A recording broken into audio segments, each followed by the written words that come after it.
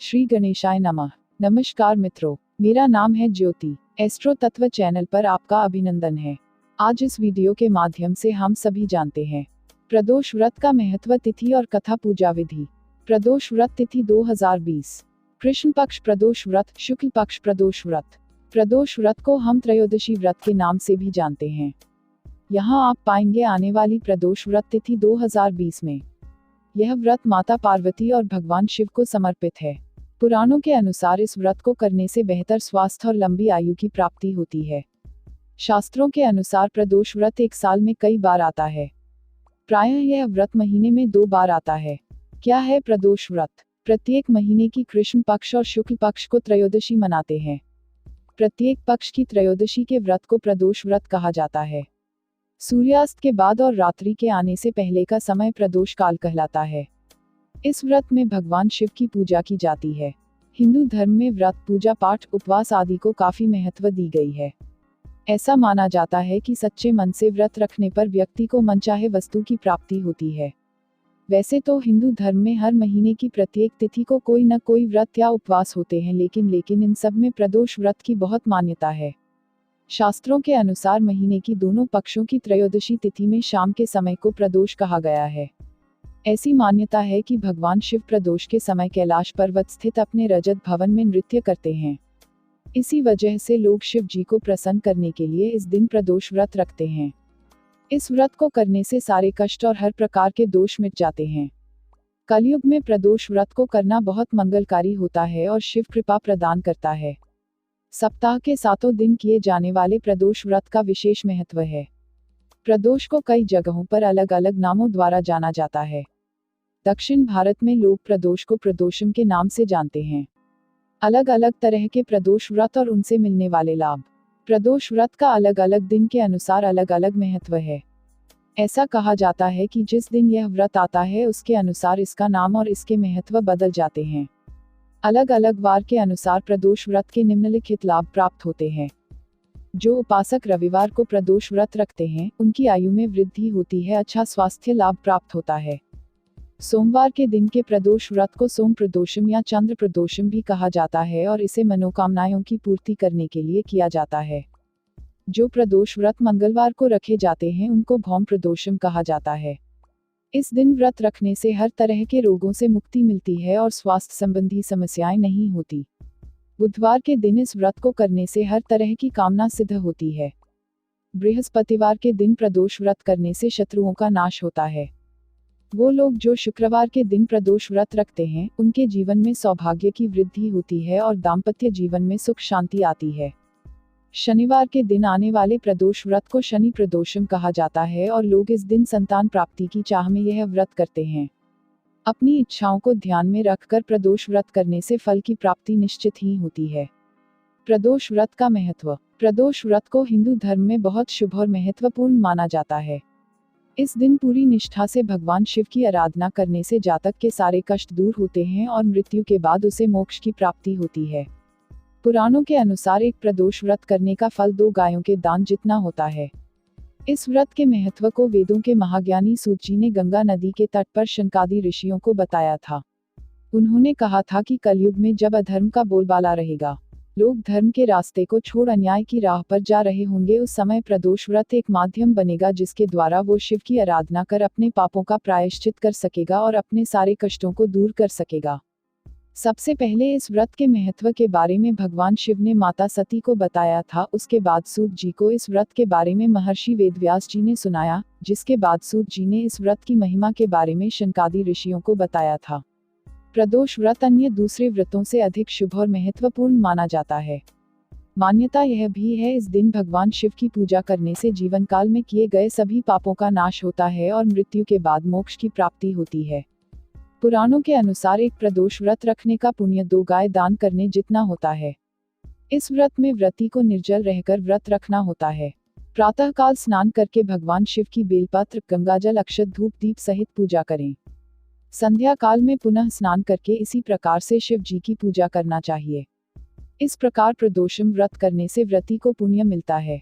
प्रदोष व्रत की विधि। शाम का समय प्रदोष व्रत पूजन समय के लिए अच्छा माना जाता है, क्योंकि हिंदू पंचांग के अनुसार सभी शिव मंदिरों में शाम के समय प्रदोष मंत्र का जाप करते हैं।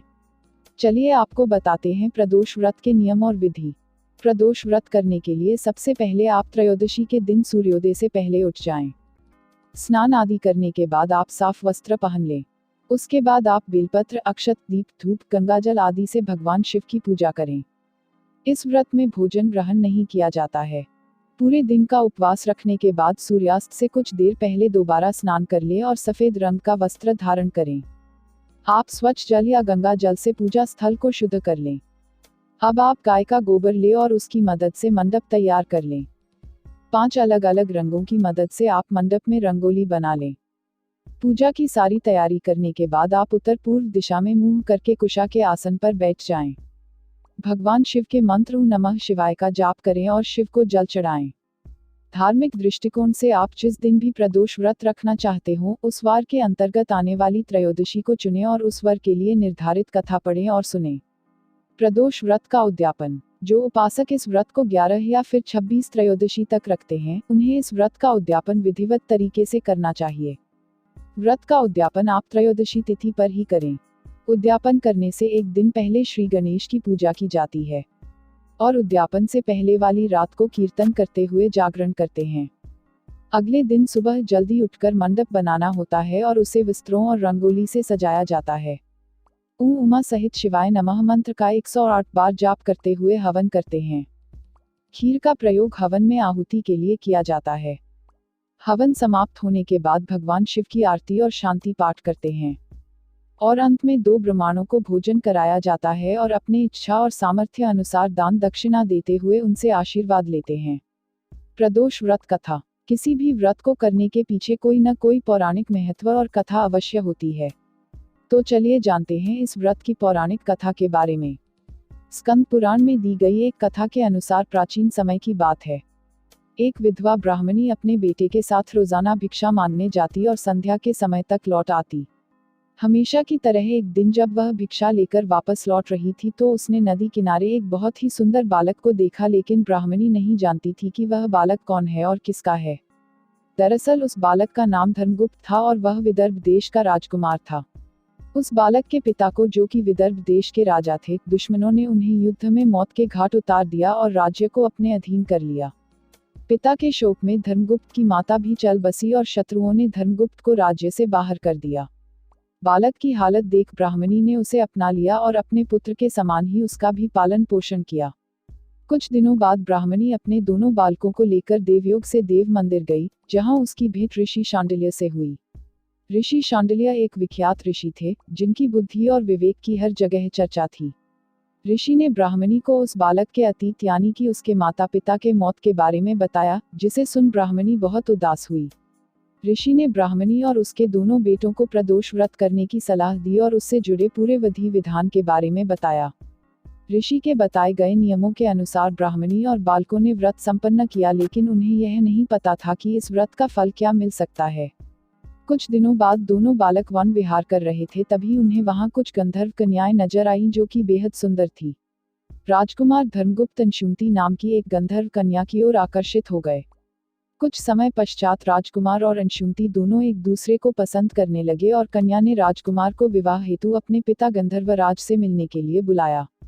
कन्या के पिता को जब यह पता चला कि वह बालक विदर्भ देश का राजकुमार है, तो उसने भगवान शिव की आज्ञा से दोनों का विवाह कराया। राजकुमार धर्मगुप्त की जिंदगी वापस बदलने लगी। उसने बहुत संघर्ष किया और दोबारा अपनी गंधर्व सेना को तैयार किया। राजकुमार ने विदर्भ देश पर वापस आधिपत्य प्राप्त कर लिया। कुछ समय बाद उसे यह मालूम हुआ कि बीते समय में जो कुछ भी उसे हासिल हुआ है, वह ब्राह्मणी और राजकुमार धर्मगुप्त के द्वारा किए गए प्रदोष व्रत का फल था। उसकी सच्ची आराधना से प्रसन्न होकर भगवान शिव ने उसे जीवन की हर परेशानी से लड़ने की शक्ति दी। उसी समय से हिंदू धर्म में यह मान्यता हो गई कि जो भी व्यक्ति प्रदोष व्रत के दिन शिव पूजा करेगा और एकाग्र होकर प्रदोष व्रत की कथा सुनेगा और पढ़ेगा, उसे 100 जन्मों तक कभी किसी परेशानी या फिर दरिद्रता का सामना नहीं करना पड़ेगा। आशा करते हैं कि ये जानकारी आपके लिए शुभफलदायक होगी। तो मित्रों, हमारे चैनल एस्ट्रो तत्व में दी गई ये जानकारी आपको कैसी लगी, हमें कमेंट कर बताएं। चैनल को लाइक, शेयर और सब्सक्राइब करें। और हाँ, घंटी वाले आइकॉन को भी दबाएं। और चलते चलते खुश रहें, मस्त रहें, आबाद रहें, स्वस्थ रहें। धन्यवाद मित्रों।